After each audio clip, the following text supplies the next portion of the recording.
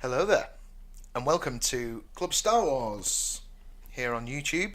This will be episode 5, and we're going to be looking at some Star Wars news, of course. Episode 9, possible Palpatine link to Matt Smith, formerly of Doctor Who fame. We're going to be looking at a brand new book coming out tomorrow on Count Dooku. A little bit of news on Carrie Fisher in episode 9. And we're also going to be looking at the controversial, not so controversial, tweet from Mark Hamill a few days ago. That's all coming up on Club Star Wars. Let's get on with the show.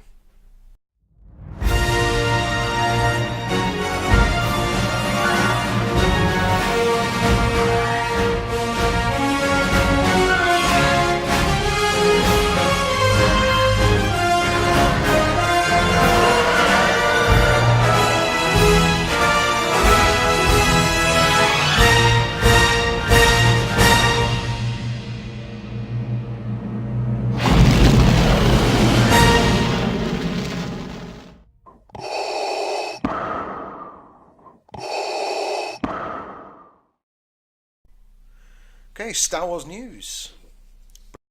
Brought to you this week, Ed.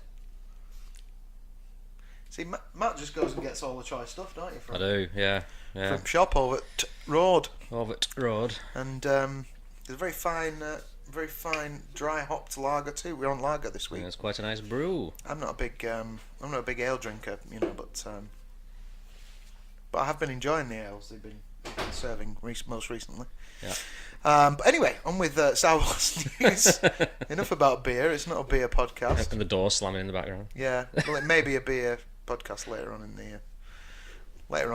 in the podcast when it all starts to descend slowly. Yeah. But we're fresh-faced. Well, maybe not so fresh-faced, but certainly ready to go. Yes. So, bit of news you picked up from express.co.uk. I assume that's the Daily Express newspaper. And it's basically saying Star Wars Episode 9, Palp's return linked to Matt Smith mystery. Yes, which I did mention the other week. Yeah. He could have something to do with it. You know? Yeah, and we did explore that a little bit, didn't Yeah. we? But the kind of what they're saying here in terms of possible confirmation on it is that, well, obviously Matt Smith did the age-old I'm not in Star Wars type thing. Yeah, yeah. As far as I can tell, I'm definitely not in it. Yes. He told the LA Times. Fans have since been debating whether he's simply acting in accordance with the huge secrecy that surrounds Star Wars movies, and things took a turn last week when international Disney websites appeared to list him amongst the cast. Oops. Yeah, well, there you go. Cat's out of the bag. Yeah.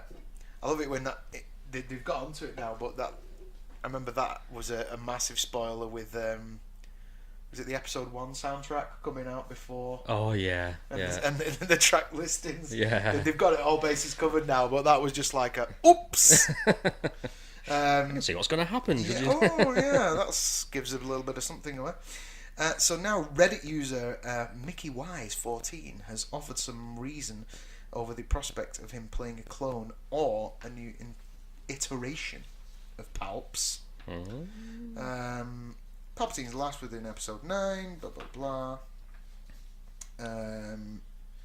Yeah, so they typed it in a post that has been 91% upvoted. Well, with international Disney websites confirming Variety's early report that Matt Smith will be in Rise of Skywalker, it's time to look at a bizarre theory that at first I didn't believe. Matt Smith will play a Palpatine clone, which goes in with a bit of Possibly.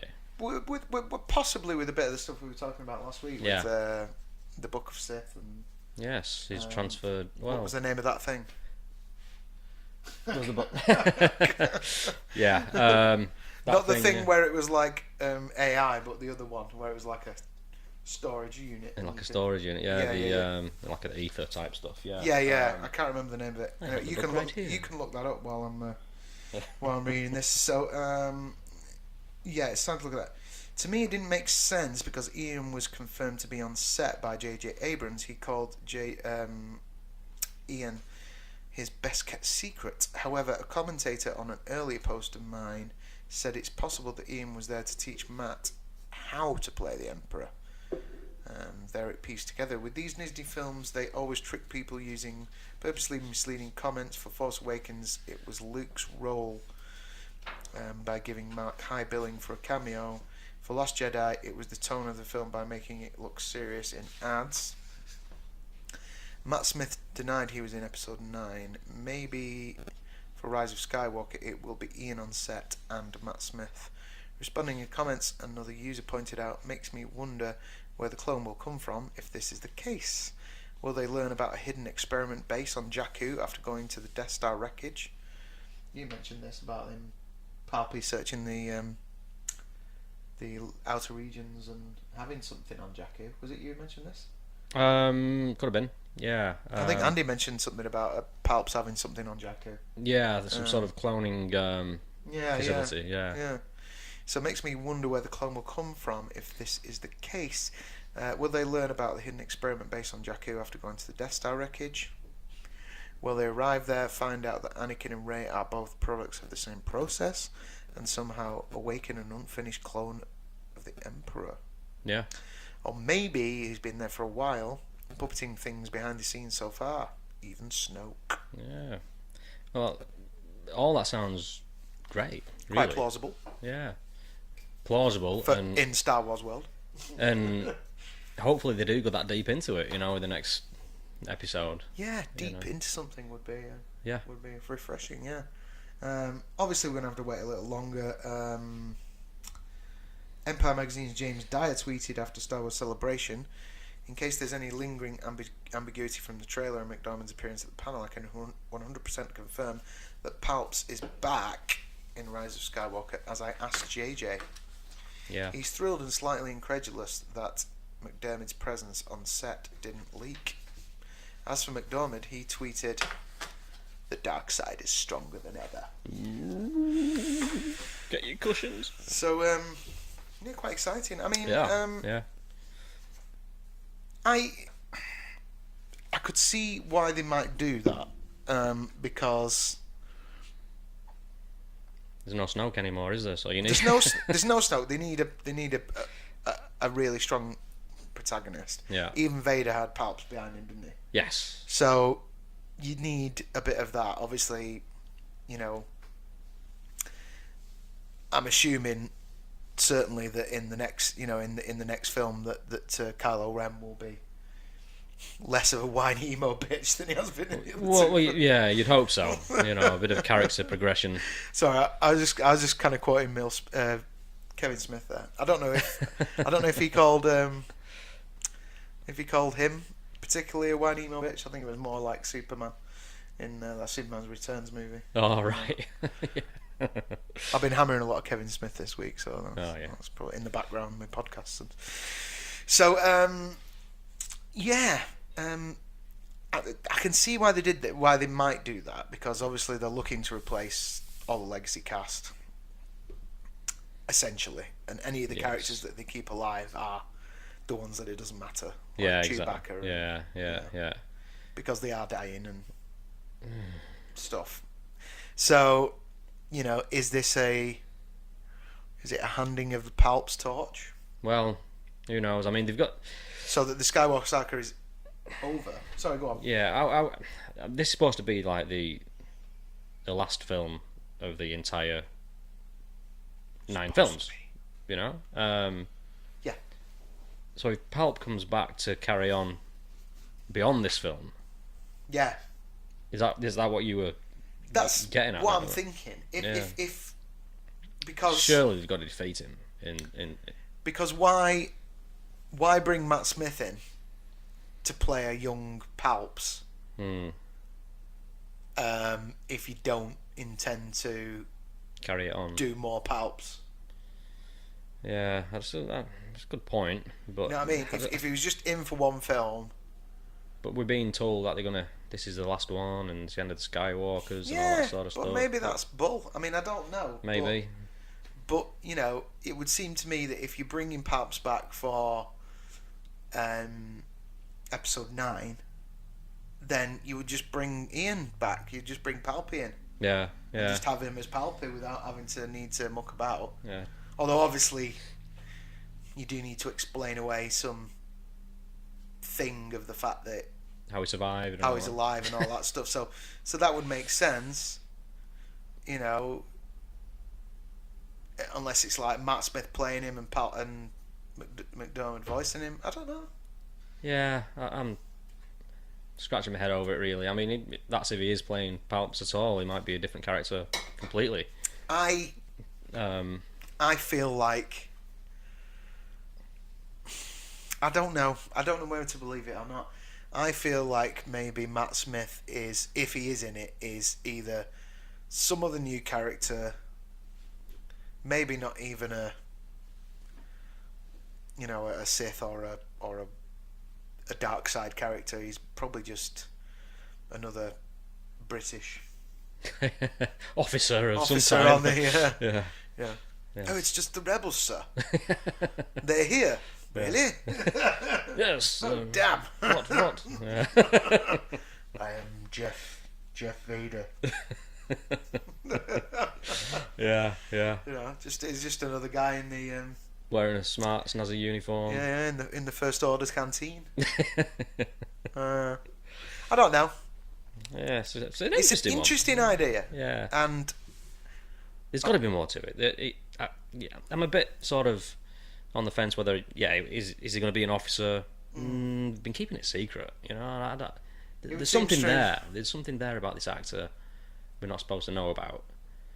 yeah, because obviously we know that with Nail and Eyes in it, we just don't know what his character is, do we? No, Um, no, that's right. Richard E. Grant. Richard E. Grant. I've heard he is First Order officer type. he's You know. destined to be one of them. How he was not one of them already, I've no idea. Yeah, exactly. Yeah. I just hope he's like, we demand the finest blue milk available to humanity. We want it here and we want it now. Yes, I'm going to be able to play a drinking game watching episode 9. And we're going to install a cantina bed and cheer you stiffs up a bit. Cheers. Cheers. That would be good. Mm. Do you know he didn't even drink? Did he not? Did you know that? No. That is him acting drunk. Is it? He didn't even know what it was like to be drunk. He'd never been drunk. Whoa. Which just makes that performance all the more amazing. Yeah, it does. This has Wow. nothing to do with Star Wars. If you don't know what we're talking about, go and watch With Nail and Eye. With Nail and I. If you've never heard Very of it, switch off now. Yeah. No. No, it's fine. It's fine, honestly. We're a lot older than maybe some of you. Some of you may be older than us. And younger than some others. And younger than some of the others. Going down a rabbit hole here. I think we could maybe stop there. Yeah. we'll leave it So there. interesting. Yeah. We'll wait and see. Okay. December 2019. Yes. Star Wars Episode 9. Let's move along with the next piece of news. Okay.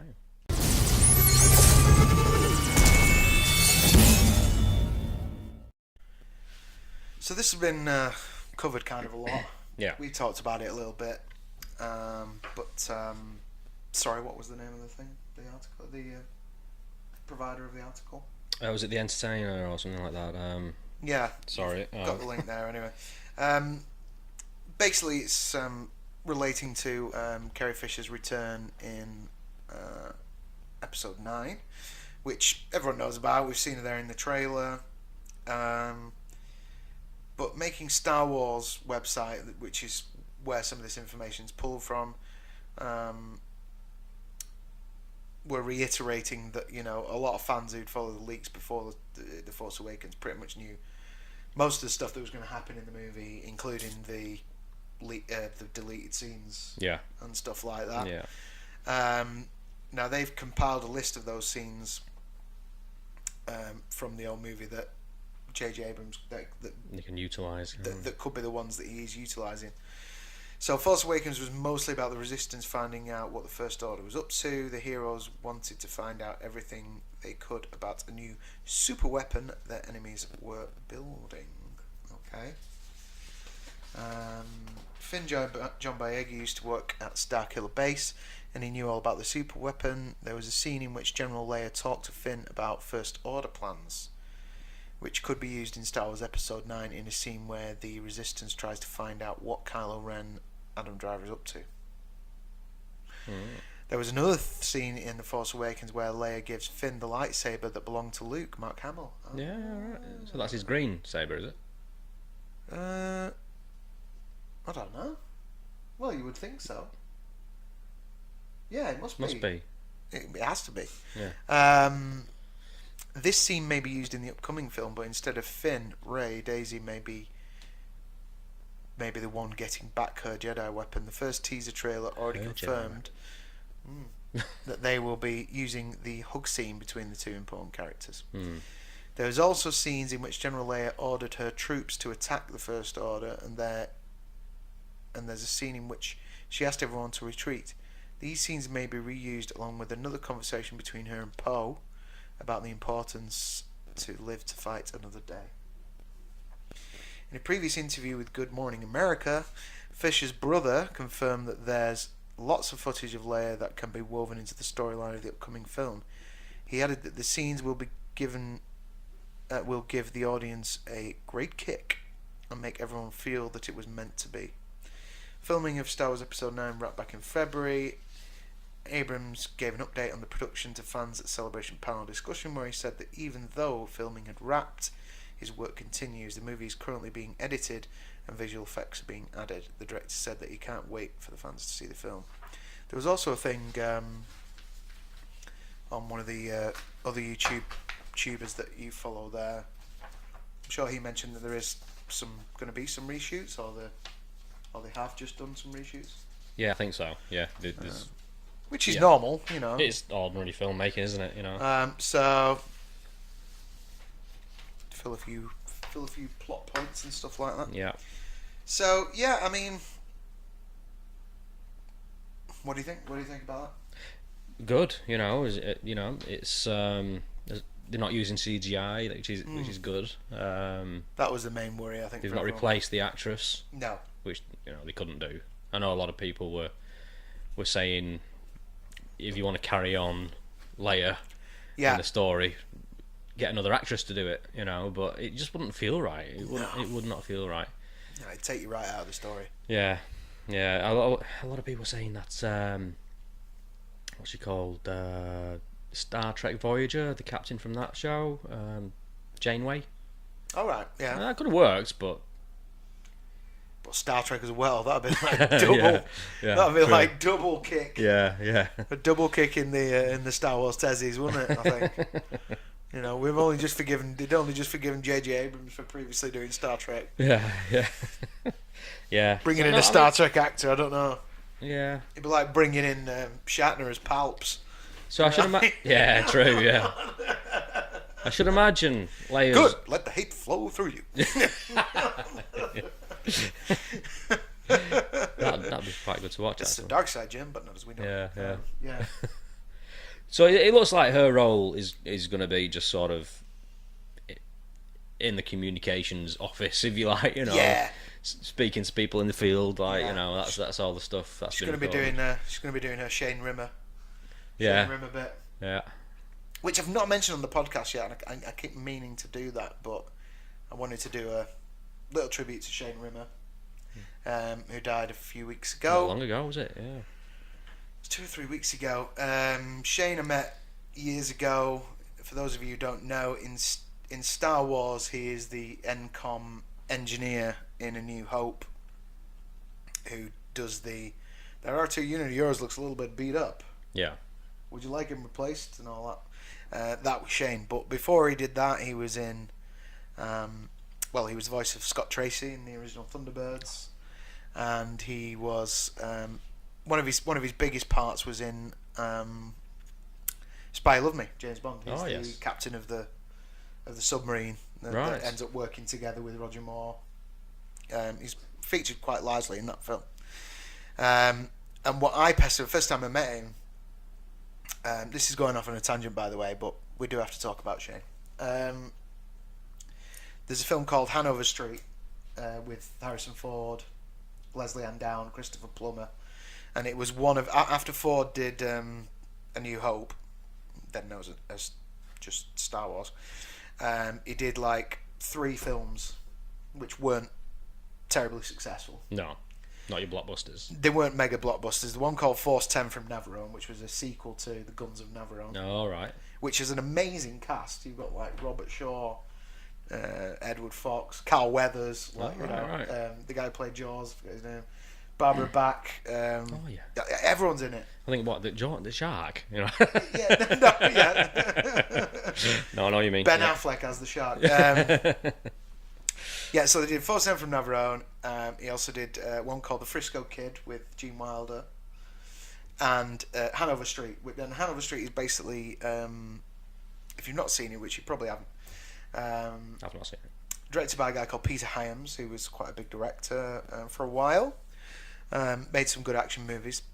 He also did that Outland with Sean Connery. That's that sci-fi one with Sean Connery. Okay. If you've never seen that, that's a good movie. So yeah, he made this one called Hanover Street, and it's basically like a World War II romantic intrigue action type thing.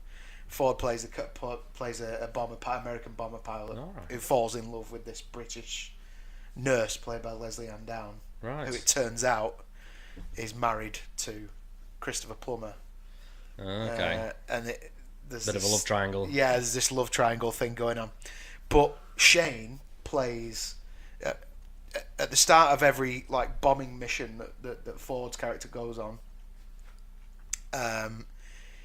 They go to a briefing, and the guy who gives the briefing is Shane. Right. And he goes, "Okay, guys, you're going to Rouen today," and does this speech. And always during the thing, like he finishes each speech with, "Good luck, man. I wish I was going with you." Yeah. And Ford all the time's doing this kind of, what does he know? He flew the only mission. He wishes he was going with it. You know, like, Yeah. It's like, Lieutenant Halloran, you've got something, you know. Yeah. There's this thing going between them. And they share a scene together where he basically bollocks him. Right. And I've always loved that. And, Yeah. and when I found out that Shane was that guy, and the first convention I met him at, I just went up to him and went, "Hanover Street." Yeah. He was like, "Oh my God, you saw that one?" I was like, "Yeah, I love it. I wish I was going with you." Yeah. But anyway, we became friends, and he's just a great guy. Like me and Gina and Lena went for dinner with him and his Mrs. Sheila and stuff a couple of years ago, and I think I saw him about a year and a half ago. But yeah, I don't know what it was. I mean, he was of a good age. Yeah. He enjoyed his life and he did a lot of stuff. Amazing career.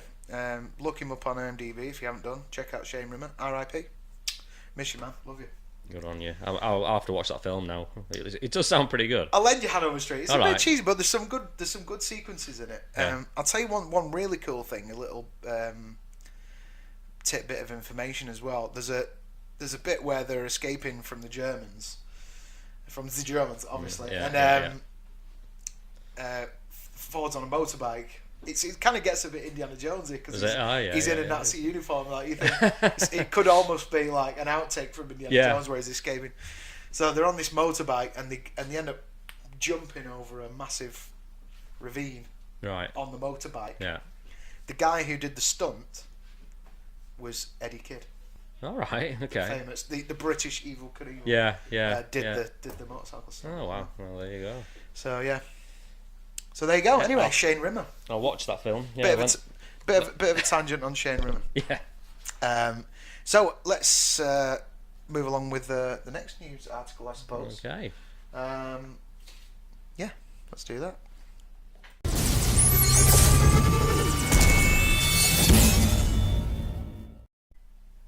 Okay, you may find we're a bit, I don't know. Happy. Probably, yeah. Just had a beer in between links and talked about Funko Pops for about half an hour anyway. Yeah, talking about how much they cost and all that. Yeah. Matt's got some Beatles Funko Pops and didn't even know they existed. The Beatles ones, they're worth a lot of money. Oh my God, wait to see how much they're worth anyway. Well annoyed. I'm going to wait till he falls asleep. So there's a new book. There is a new book. It's out tomorrow. Dooku. Jedi Lost by Cavan Scott. So this is taken from Star Wars Canon Timeline.com. Delve into the history of the cinema of the sinister Count Dooku in this audio original set in a galaxy far, far away. Oh, so they're doing it as an audio. Yeah. Cool. I think it's got a cast of actors. Oh, right, I okay, think. yeah, Don't right. quote me on that. I'm not 100% sure. So Darth Tyrannus, Count of Serrano. That's not like the guy from Major League, is it? Leader of the Separatists, a red saber unsheathed in the dark. But who was he before he became the right hand of the Sith? As Dooku courts a new apprentice, the hidden truth of the Sith Lord's past begins to come to light. Dooku's life began as one privilege born within the stony walls of his family estate, orbited by the funeral moon. The funeral moon. Funeral moon. That's Wow. crap. Where the bones of his ancestors lie interred. But soon his Jedi abilities are recognised and he is taken from home to be trained in the ways of the Force by the legendary Master Yoda. He hones his power. Dooku rises through the ranks, befriending fellow Jedi Cypher Dyas. Who you may remember John Hurt mentioning in, Lama Su Yeah. in episode 2, right? And taking a Padawan of his own, the promising Qui-Gon Jinn, and tries to forget the life that he once led, but he finds himself drawn by a strange fascination with the Jedi Master Lene Costano, and the mission she undertakes for the Order, finding and studying ancient relics of the Sith in preparation for the eventual return of the deadliest enemies the Jedi have ever faced. Caught between the world of the Jedi, the ancient responsibilities of his lost home, and the alluring power of the relics, Dooku struggles to stay in the light even as the darkness begins to fall. See, I'll probably get it. Although, probably won't happen now, but see, there would have been a good possibility for a standalone. yeah. I mean, there's a lot of possibilities out there that just seem to be being ignored. You know, it's going straight to audio books or comics, or Yeah, because there is. It does sound really interesting, though. It does. Yeah, I'll probably pick it up. Yeah. I've still got a book on here that I've not even started yet. It only came out last week or the week before. What's that one? It's the Qui-Gon Jinn and Obi-Wan book. It's called Master and Apprentice. Imaginatively Audio. titled. Yeah. It's supposed to be very good. I just need to okay. find time to listen to it. That's the only problem. Right, yeah. Okay. So, well, yeah, I mean, it's not something they probably could make into a film now, but it's good these things get explored and filled out, isn't it? And it is. Yeah. I don't know, have we covered this before? I don't know, but is all the books that they make now, They're all canon. they are all automatically canon? Yeah. Right. Yeah, it's all the books that are written now from, I think, 2014 onwards, or 2014. That Disney get a butty off Yeah, are canon. the canon, classed as canon. Everything before they don't make any money out of. But they own it. They still own it. Yeah, I know. Yeah. You know, they bought everything. No, they just so yeah. all the legend stuff, they still make money off that as well. Right. So Yeah. strange. I mean, this book that we were going through last week, Book of Sith. Yeah. Um, That's legend. you open it up, it's got Disney written somewhere. Oh, is it? Yeah. Okay. But it's no longer canon. But it's not. Yeah. It was. Weird. Anyway, there you go. Well, yeah, check that out, guys. Should be.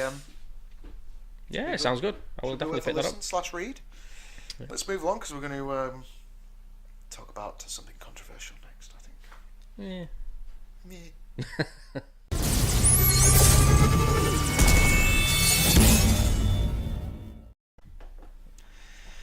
Okay, so the Hamill, Mark Hamill. Mark Hamill. He Before we was in start, trouble, wasn't he? Oh, yeah. Cheers. cheers. The Mark Hamill rant section brought to you by Pistonhead This is a rant. Custom lager. Excellent. There he goes. So, somebody on somebody on Twitter, had created this. Well, we'd seen it and it had been flying around for a week or so. Yeah. This, I'm sure it'll be on your screen, but just in case, this great picture where they basically put the Legacy cast back together in the cockpit of the Falcon. Yeah, superb picture. It's great. So, Hamill had just posted it on Twitter basically saying #missed opportunities. Star Wars, what should have been is what they tweeted as, wasn't it? The guy originally. Yeah. What was his name? He's Yeah, the guy's name was Stephen. at Stephen Wayne Art on Twitter. Yeah. So, and as you may or may not know, Matt, I mean, I'm on Twitter as well, and I've got all these other accounts, including my own of Finding Ford and Harrison Ford Fans UK, and Yeah. all the events I'm involved with, and God knows what else. I'm managing Christ knows how many accounts on Twitter. Yeah. But you've got the one that you can really concentrate on too, and you. Yes, which I'm on quite a lot. You're in there. Talking to the same sort of crowd actually. There's Itchy Backer and Super Pixel and all that sort of stuff. You know who you are. But yeah, when this tweet drops, I got really annoyed at the lashback that Mark Hamill got. Yeah, it was crazy. it was. I mean, I saw your response, and I know I put my own in. Yeah, I saw that. Saying like, just put whatever you want, man. It's Anyway, let's delve into what some of these morons came. Yeah. Well, yeah, morons. So yeah. he tweeted out, right? Yeah. Now listen, the guy was in 3 movies. Yes. The 3 classic movies. He came back to do that, and then the other movie he came back with. Yeah, he got to do some good stuff, but on the whole, it was inconsistent. And Yeah. he knows it. We know it. We know it. You know it. Not everybody agrees. Not everyone agrees. Which is, that's fine. Which is fine. Whatever. But, you've got stuff like this coming back, right? Okay? So, at Mr. J831, replying to Hamill himself, this image comes from one of the alt-right portion of the fanbase, right? Bad luck, sir. Unbelievable. To which, how and why would Hamill know that? So he had obviously come back and said, no, I didn't know that. Or if it's true, which I have zero reason to believe, to not believe him. Of course it's not true. I mean, people who say things like that say it as an argument stopper, as, it's the big bad wolf type scenario. Yeah. It's all your arguments are moribund because you've supported such and such. Which they haven't anyway. Yeah. It's crazy. If it's not far right, it's far left. Whatever. Yeah. You know what I mean? That's right. Or you've got to paint you as a boogeyman of some sort, or or you're whatever. sexist, or you're racist, homophobe, misogynistic, homophobic, whatever. Yeah. Transist, whatever. Yeah. So he's come back and said that.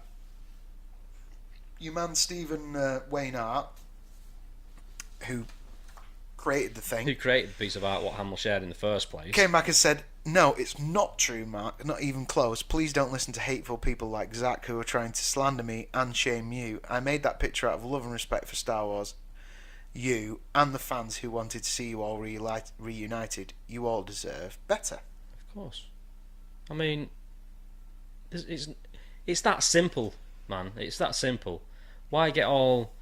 I mean, they should have seen all these replies Hamill got, man. This is a picture. It's a picture of Hamill and his mates. Exactly. He's That got never to retweet it. I'd have retweeted that if I was in the same situation. Like, there's me. He's clearly gutted that him and Ford didn't get to share a scene anyway. Oh man, it's. So I mean, I think they've dropped the ball really with this sequel trilogy. To be honest, I'll take what I'm given, but it could have been so much better. Sure. So then you've But got. moving on. Sorry, go on.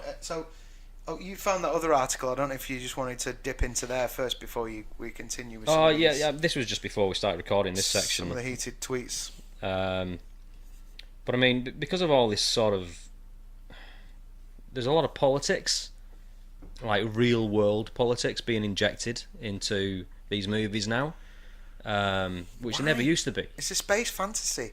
Yeah, and when I say real world politics, I'm meaning the sort of, not the broad stroke politics, which is what we get in the old Star Wars. Sure. You know, the good versus evil politics. Yeah, sure. Fascism and all this. What we're getting now is, did you tick all the right boxes? Politics. Yeah. You know, bugger the story. Have you got like a female in there, or have you got like a person of colour in there, or have you got somebody who's gay in there, or what have you? Yeah. You know, which is fine. I'm all for that sort of thing, but don't sacrifice a story for it, and that seems to be happening. You know. Yeah, I think so. And you know, to be fair,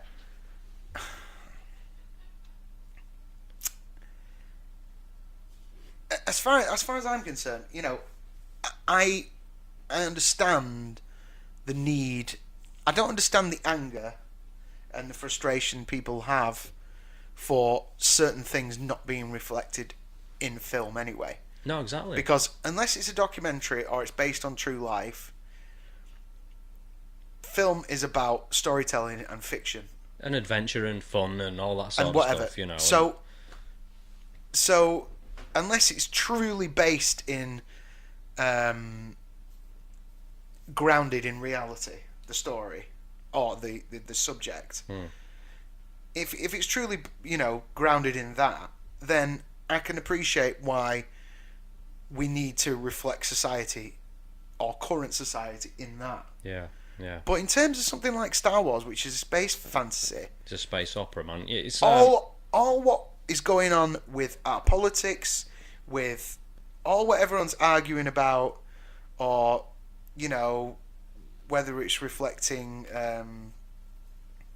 gay people, whatever it is. Yeah, the whether it's LGBT reflecting community or whether what it's have you. reflecting politics or Trump, it's got nothing to do with it. No. It's a space fantasy.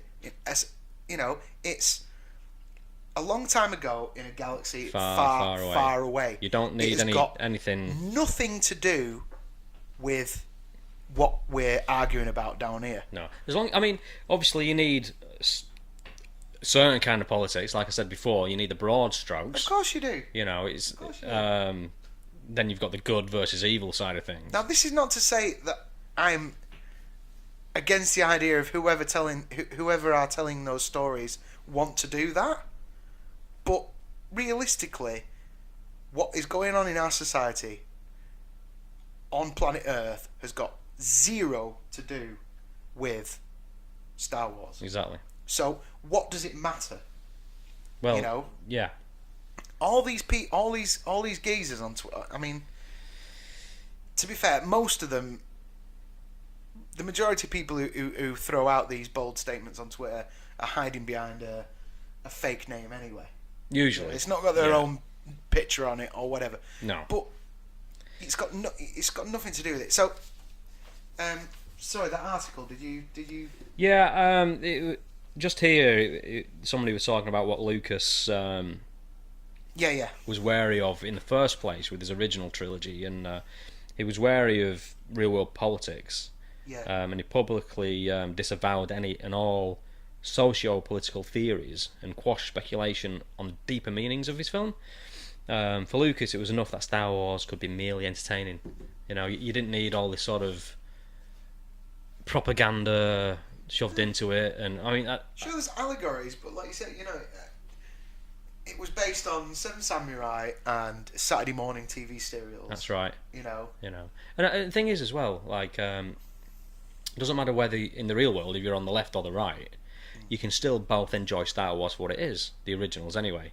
Where the new, I mean, you can. It's Yeah. because whether on your left or the right side of politics, you both have an idea of what's evil, the big bad, and usually you get along and fight for that, and in the new Star Wars, there seems to be a slant, like a leaning one side.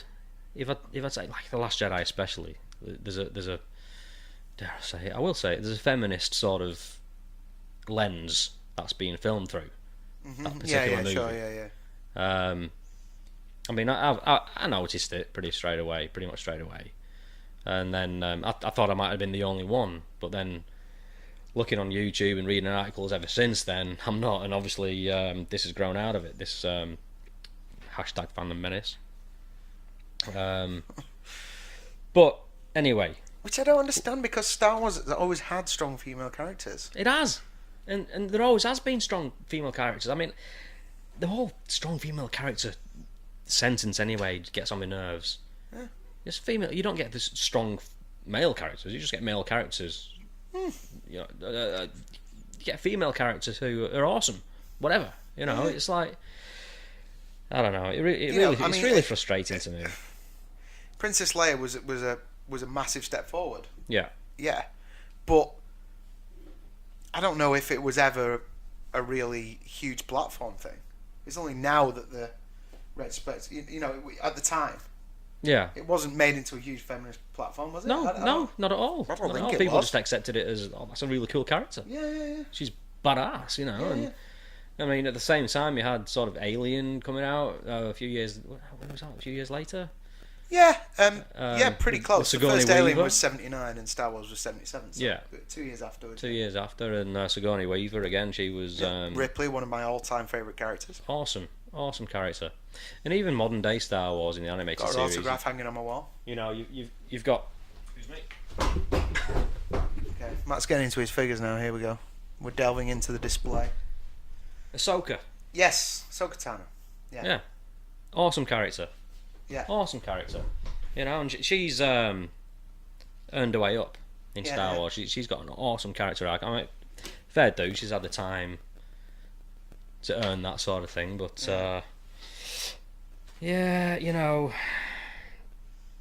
Anything else on that article before we start going into? No. You carry on with that. Yeah, what yeah, you've got in front of you. Right. So anyway, is that bit out there? We've said our piece anyway, haven't we? We have. I mean, I just can't believe all these. I just don't.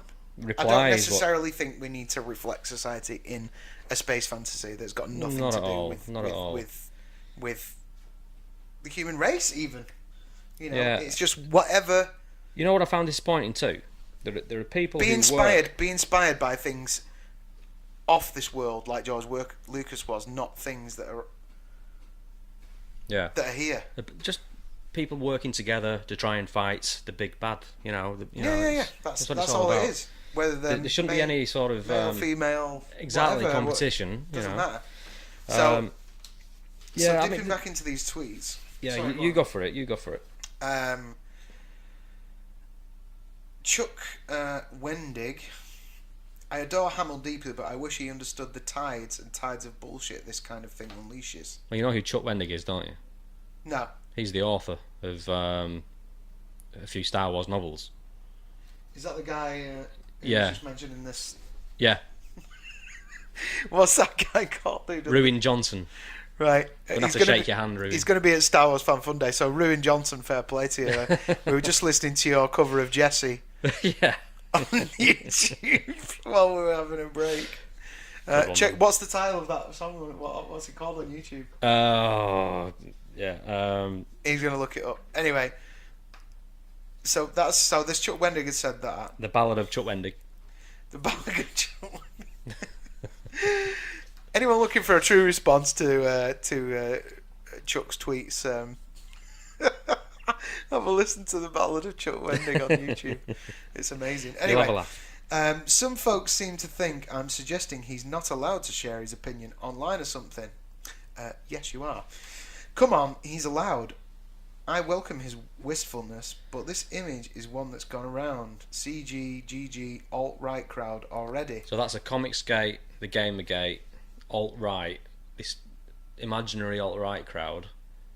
So is this guy labouring under the misconception that Hamill will actually follow? There's a reason this guy was fired from Marvel, because he's a fucking nutter.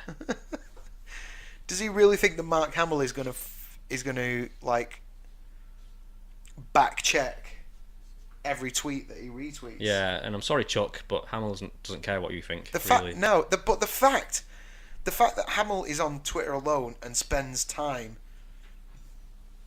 inordinate amounts of time, it seems to be, Yeah, engaging with the fans, exactly, and liking tweets from the likes of us and retweeting things, and I think it's awesome. I mean, you don't get that from anyone. Really. No, you don't. No, and not to the degree that he does. He's such a down to earth, head on his shoulders. Yeah. Real. This is Luke Skywalker that we get to talk to. Yeah. And he responds to us. Exactly. It's not Luke Skywalker, it's Mark Hamill, but you know what I'm saying? One and the same. It's one and the same. Yeah. No matter what people try and read. So did he not realise it had gone around this crowd? It stokes that audience and the creators pay for it. How? Bullshit. He's retweeted a picture of him and his mates. That's it. And you're making it into a political statement. Yeah. I mean, what a dick. What this particular tweet has exposed is the real toxic side of fandom. You know, the people who I hate that phrase. And I hate it. I hate that toxic fandom thing. Yeah. It's not toxic fandom. It's just like any other walk of life, right? You know, there's reasonable people and there's unreasonable people. Yeah. And there's people who are generally sound and there's people who are dicks. That's right. Yeah. No matter what their political bias is or what their opinion is on a certain movie. The trouble is, in this planet, we're trying to label everything. That's right. Yeah. You know, you're not wrong. if something is anti-fan, they go, "Oh, it's toxic fandom." Yeah. You know, it's toxic masculinity. There whatever. are plenty of people. It's just dicks. Dicks. Yeah. There are plenty of people on Twitter who are fans of The Last Jedi, which is fine, and I've spoken to them and I've got along with them. We've had a chat. We've had a talk and we've had a disagreement and been able to not fall out. Imagine that. And left the conversation with a bit of a high five, virtual high five, and say our goodbyes. That's exactly what it should be. But there are others who you have a similar conversation, and then you get the finger pointed at you, and you get called a sexist or a racist or whatever ist. Because it's the ultimate. It's the ultimate full stop, isn't it? Yeah. I don't agree with you, so I'm going to call you this, which is going to make you stop in your tracks, because there is nothing worse than being accused of one of these things. Exactly. Yeah. When you're completely not that way. Which is nothing to do with. That's not the point you're trying to make. No. At all. But see, this is being used now in all walks of life. It's not it's not just in this fandom thing. It's everywhere. It is. To the point where people are maybe not in this particular sphere that we're talking about, but people are terrified to give their own opinion. Yeah. To give their truth. Yeah. To give their own opinion. Fear of offending. Fear of offending and all that shit. Yeah. Like, I'm offended. So what? So what? Yeah, it's not a crime to be offended, but it's slowly turning into be a crime. It is. Yeah. It is. And it's. If you're offended by anything I say, offended, good. Yeah, get over it. If I'm offended, I'll get over it. I'm not going to call the police or cry. They're going to be legislating being offended soon. Yeah, it pisses me off. Oh man, it's. I don't See, know what's going on we're talking about. We get frustrated. Not talking about these people's opinions. It's just the fact that you can't express an opinion. Yeah. Without being accused of being something else. That's right. Right? Yeah. You're talking about. Like, is it hate speech or what have you? But what the point I was trying to make was, it's not just the fact that that people are putting these full stops in by saying these things, accusing people of these things. People are afraid to express their own truth because of that. So people are already self-censoring. Yeah. Right. Yeah. This is a real thing now, and I'll tell you, you can all identify with this. You will all be able to identify with it, right? If you're typing something on Twitter, you're typing something on Facebook, you're typing on something on Instagram, whatever it is, a reply to an opinion. How many times do you type something and then delete it? Yeah. Yeah. A lot. A lot. And that's because our thoughts, feelings, opinions have all been corralled into online. Yeah. Right? Whereas before,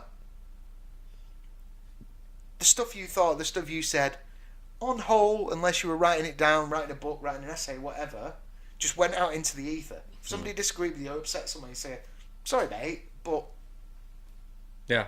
Whereas now, it's like... Remember that thing you said in 2013? Yeah.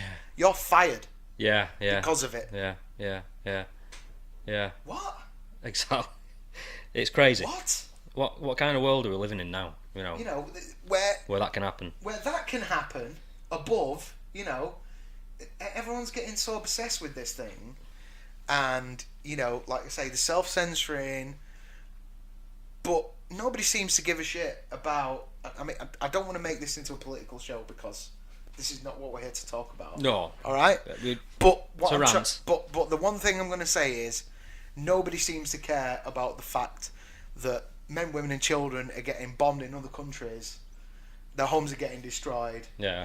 There's entire civilizations being destroyed in the name of commerce and oil and the environment and all that sort of stuff. And then most of the people who are behind that in the West, are the ones who are turning around and going, "Oh well, you can't say that."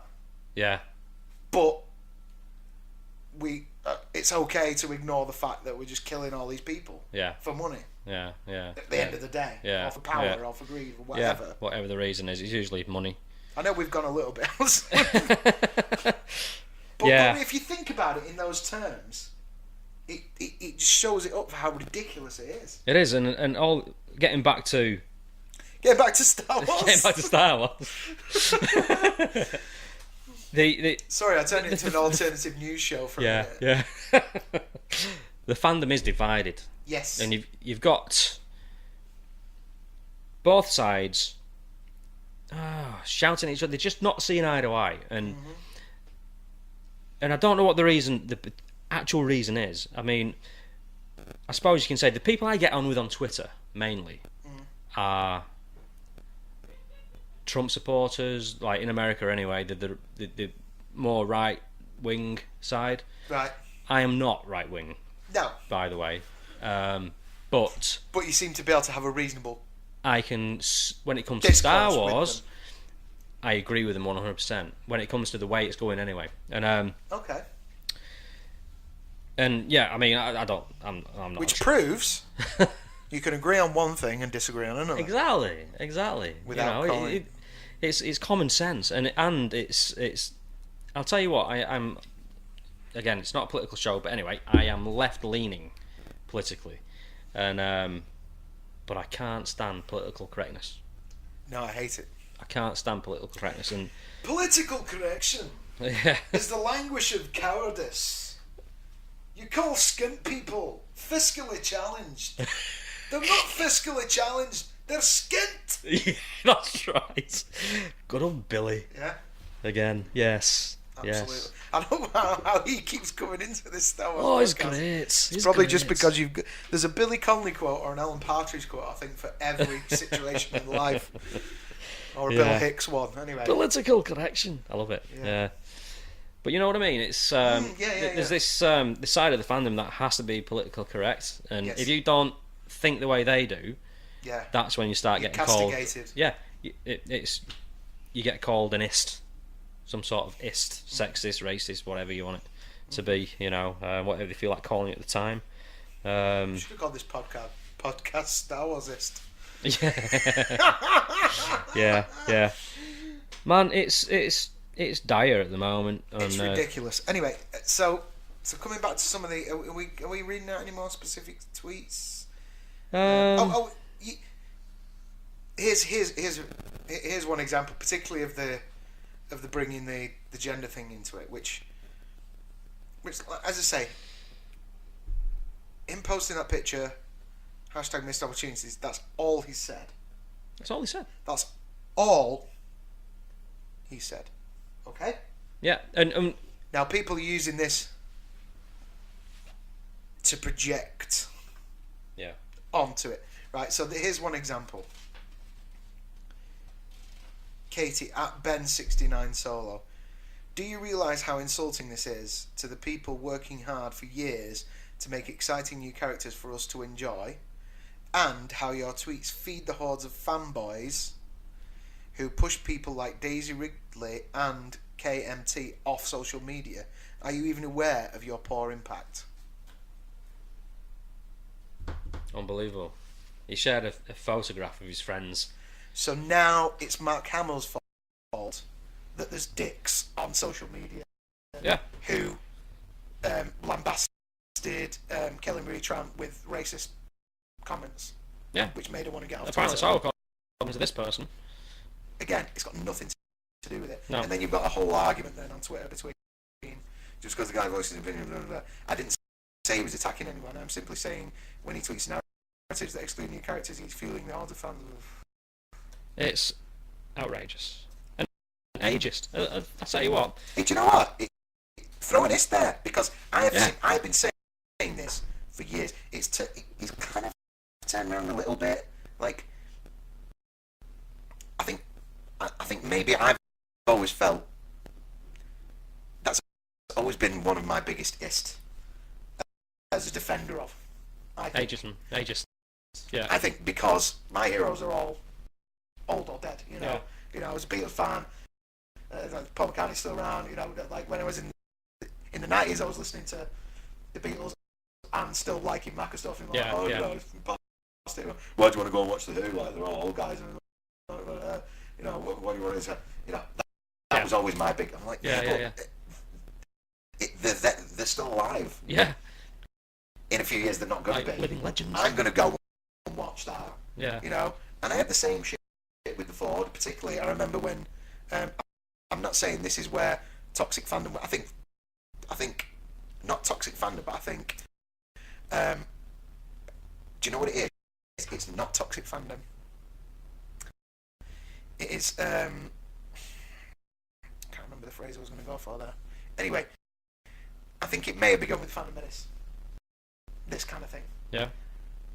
In terms of people not getting what they wanted, but certainly we haven't seen anything like this projection of. Oh no. Of world politics onto it. No. Since the sequel trilogy. I mean, when it came to the prequels and the backlash then. Back in the late 90s and what have you. Generally, the hatred towards Jar Jar Binks and what have you was coming from not the fans really, the fans, but the media was pushing that. The media was pushing. Yeah, that's true. Yeah, there's no defence there for very true. For the actors then, you know, but the fans get blamed for it today. Yes. Yeah. You know. So maybe that's why the fans. No, I won't go there. Carry on. Yeah. So I mean, it's so it is bullshit to use Ryan Johnson's term today on Twitter. He's bullshit. It's What was the thread of that particular argument? Oh, that was talking about Mary Sue's and the Game of Thrones. Sorry, calling Arya Stark and Mary Sue, which I completely disagree with. She's earned her title, her right. The one who went from seeing her dad killed to being nothing. Yeah. She's been through a lot as a character. She is. She's done the ultimate Jedi Master training, but not in the Star Wars world. You know what I mean? She's been everywhere. She's dealt with everything. Yeah. So for her to get an arc like that is the farthest thing from a Mary Sue ever. Yeah. Ray, on the other hand. Yes. He says, I do apologise, I've not got my Club Star Wars t-shirt on. I'm wearing Game of Thrones tonight because Game of Thrones has just been awesome. Yeah. No, I did enjoy not a Game of Thrones podcast. No, it's not, but I did We enjoy can that all episode. sit here and say that was awesome. Without big Star Wars fans shouting at the screen. Yeah, so there are certain people calling Arya Stark a Mary Sue. Rey, on the other hand, is a Mary Sue so far, unless Episode 9 gives some sort of explanation, you know. Sorry, self-entitlement. Yeah. Was the phrase that I was... Okay, self-entitlement, okay. It's not toxic fandom, it's self-entitlement. Yeah. I own this, therefore it should be this way. Mm. Now, I know we're maybe preaching a little bit here because we're not particularly happy with the way some of the things have gone. Yeah, because I'm of that. expressing that opinion. Yeah. But the way I feel about self-entitlement more is kind of that it's like the... No, well, full stop, you're a racist. Yeah. Or you failed the fans. And by the way, you're a sexist. Yeah. That's right. Yeah.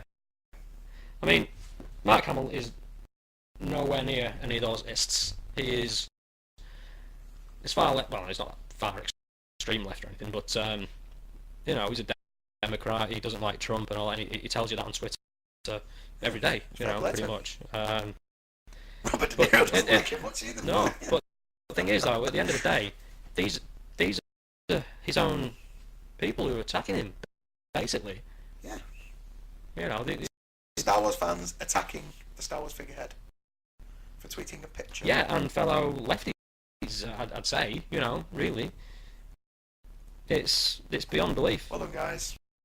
And it's not only fans, it's people who work in Lucasfilm too, who are tweeting out these ageist bloody tweets. It is. At Johnny Hoey, Hoey. Oh, sorry. No. Coming back to the Mary Sue thing. So what had Rian Johnson said about it? Well, he was talking about the term Mary Sue and how it has sexist sort of connotations. Yeah. And it's not really a Mary Sue is just a descriptive character. It's a description for a fictional character. Yeah. And on the other side of the coin, if it's a male character, is Gary Stew. Okay. And it's nothing to do with gender as such. Can I say gender these days? I don't know. But it's nothing to do with gender as such. Go on before you want me to. It's all to do. It's just describing a character and the characteristics. Yes. And it was made up. It was made up in the 1970s. The person who coined it was a woman actually called Paula. I can't remember her name now. But anyway, it's basically describing a character who is flawless, does everything right, never fails, everybody loves her, everybody likes her or him. Yes. Yada yada yada. Okay. A male version of that character could be Wesley from Star Trek: The Next Generation. Wesley Crusher. Yeah. Will Wheaton. Yeah. He's been that Wheaton. Love the guy, but his character has been accused of being a Gary Stew. Okay. For example. Sure. Captain Kirk could almost be put in that sort of, and James Bond, you know. Right, yeah. You know, they always win. Everybody likes them. Yeah. Bad guys, obviously, but Yeah. you know what I mean. Yeah. So to call it, label it as sexist straight away is wrong in my opinion. It's just a description. Full stop. Yeah. It's just a description. End of argument. Yeah. Oh, yeah. There you go. This is what people do. It's a character description. Like Luke Skywalker, I would put him in the character description of an everyman. Somebody you can relate to. You know, somebody who goes through a bit of hardship to get where he has to be. He's the audience's way into the story. Yeah. Which you've got to have. Yeah. In any good story. You know, you can relate to. And the outsider. Who, Yeah. The downtrodden. Exactly. The nobody. Yeah. And then you've got Which Han Solo, who the name of that characterization. I can't recall, but he's the guy who he plays part of the audience who he doubts everything and the Force is just a lot of rubbish, and all that kind of stuff. Yeah, Obi-Wan Kenobi, he's paragon, if you like, a bit like Gandalf from Lord of the Rings. Sort of powerful guy. There's always different characterizations in film and in books and what have you. Sure. But so far, Rey hasn't really worked that hard to where she's powerful. She just is. She can just do things naturally, and everybody loves her for it. Yeah. People trust her, send her off on missions without even knowing her. Yeah. We've got to have an explanation in the next movie, otherwise it's not going to rest easy with me personally, anyway. No, just won't make any sense. It wouldn't. I think JJ knows that. I think it does. I mean, I'm not going to judge the whole trilogy until 9. No, it's impossible to do so. Yeah, exactly. So we'll see what happens with that. But till I'm past Mark Hamill for just. I mean, I don't think it's all right stuff as well, guys. Come on, But let's finish with this. Do you know what I mean? You've got a flavour of some of the tweets. If you want to read more of them, go onto Twitter and see what some idiots are writing. Sorry, idiots is probably unfair. Morons, right? It's probably quite fair.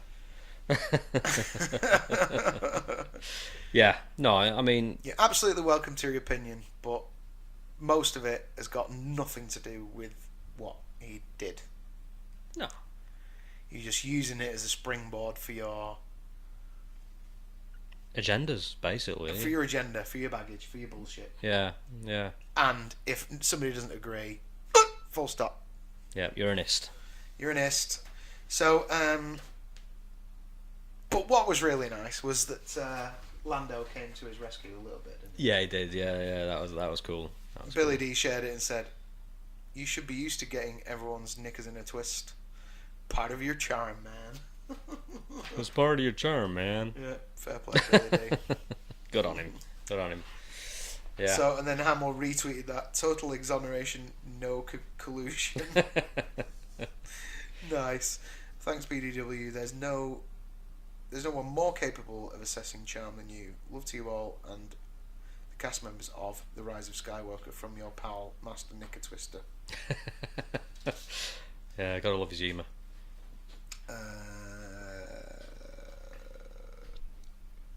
Yeah, so, and this is the other thing. Just to finish this off, unless you've got anything else to No. Is that as a result of all this, if you're not doing, and it's happening a lot in the media now, if you're not self-censoring, you're coming out with an opinion, then you're getting hammered for that opinion, and then 2 or 3 days later you fold, or either you fold or your publicist goes, you need to apologise. What is he apologising for? Do not apologise. Don't apologise for having. It just makes it worse for you. So he felt like he needed to apologise. Now, I don't think he did apologise. Really, he didn't. He just kind of explained it a bit more. Yeah, there was no. Oh, I'm sorry. It was quite funny that he posted that it had the 4 of them in the cockpit and then the Joker. The Joker, yeah. Saw a pic of me with Billy D, Carrie and Harrison. Posted it because I miss them. Nothing more, nothing less. I love the new cast too. I didn't mean to get anyone's knickers in a twist. Maybe I should have just posted a bunch of Endgame spoilers instead. Yeah. We love you, Mark. I think we've said our bit. Yeah, exactly. Yeah, that's it. Done. But don't apologise, Mark. You didn't. There's no. Oh, I'm sorry about that tweet, which is good. You can't apologise to these people. Don't throw it at people if you don't agree. Fictional the moral of the story. Characters have nothing to do, particularly in a galaxy far, far away, have nothing to do with our shit here. Yeah, it's just entertainment. It's good against evil. Yeah. That's it. Rant all over. It is. We're going to wind up now. Yeah.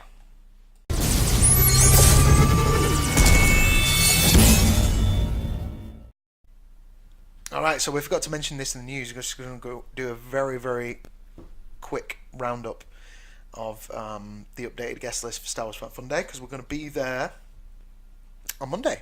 Is this Monday coming next week? 5th of May, we're going to be doing some interviewing, and we're just going to be saying hello to everyone in general. So I can't wait. yeah, it's going to be great. If you recognise us from here, or you know us anyways, come and say hello. I'll be looking for you, Ruin Johnson. Yeah, and you're going to be wearing your Imperial Officer thing. Oh, I'm thinking about it. I think you definitely should. I'll maybe if my Club Star Wars t-shirt is out of the wash, I'll stick that on so that you can at least find one of us. So let's go through the final guest list: Julie Dolan, Tim Rose, Hugh Quashie, Ken Colley, Sian Phillips, Michael Culver, Marilyn Turk, Mike Quinn, Lee Towersley, Dulu Mia, Russell Ballot, Kenny Lee, Ari Decker, that's one of the new Wookiees, isn't it, from Solo? Yeah, I think he's a stunt guy for. Yeah, and Keith DeWinter. Just to let you know, it's Bank Holiday Monday, 6th of May, at Burnley Football Club, 10:30 till 4:30, and it's adults £10, children £5, and there are tickets left on the door. So once they've let the tickets holders in, you're game on to get in. And so come down and have a great day. Going to be raising money for charity, and having a full day of Star Wars. So thanks to Neil for sending that over, and we'll see you all there. I think that's it from us this week. We've done enough ranting. Yeah. We're going to go and lie down in a dark room. That's right. Yeah. Not every episode is going to be a rant, by the way. It's just No. We just had to get it off our chests. We love you, Mark. We had to get that done. Yeah, we do. So now it's time to tackle the edit. Yeah. None of that rant will be going though. No way. No way. So yeah, that's all from Club Star Wars until next week. See you next week, and may the Force be with you. It's all about the wars. It's all about the wars. Force yourself. See you next time.